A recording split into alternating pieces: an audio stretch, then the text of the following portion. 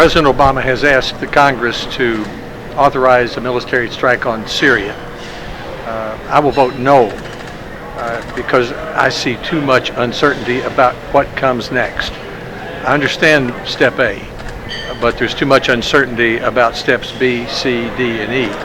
I see too much risk that a military strike could do more harm than good and set off a chain of consequences that could involve America's military men and women in yet another long-term civil war in the Middle East. There should be other ways, more consistent with the American vital national security interests, to show our disgust and to discourage the apparent use by the Syrian government of chemical weapons on its own people.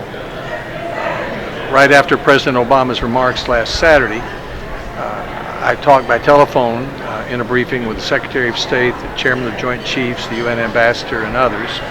I talked with Secretary of Defense Hagel over the weekend. I take this very seriously, the President's request, in America's national security interests. I've thought about it long and hard, and this is my decision. There's strong evidence that the Syrian government, someone in the Syrian government, used chemical weapons. It may be that someone else in Syria used chemical weapons. But my conclusion is based upon the fact of a military strike in Syria by the United States alone at this time seems to me to be carry too much risk of doing more harm than good. I want the focus to be on Assad's behavior, not on ours. I want to shame him, and I don't want us to be retarded. Well, I think American credibility is still strong.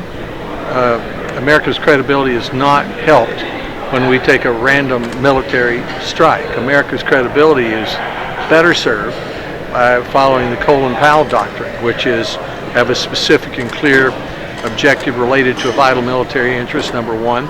Number two, assemble an overwhelming force. And number three, have the stomach to see it all the way through to the end. I don't think any of those characteristics fits this proposed military strike.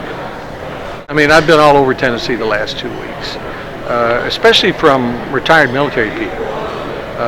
My experience is military men and women don't complain about their service. I mean, we've had more than 10,000 Tennesseans who've been in Afghanistan and Iraq 5, 6, 7 times over the last 10 years. But they want those of us in policymaking positions to be absolutely sure of ourselves before we authorize any further action. And the overwhelming feeling of Tennesseans is that this is not the right thing to do.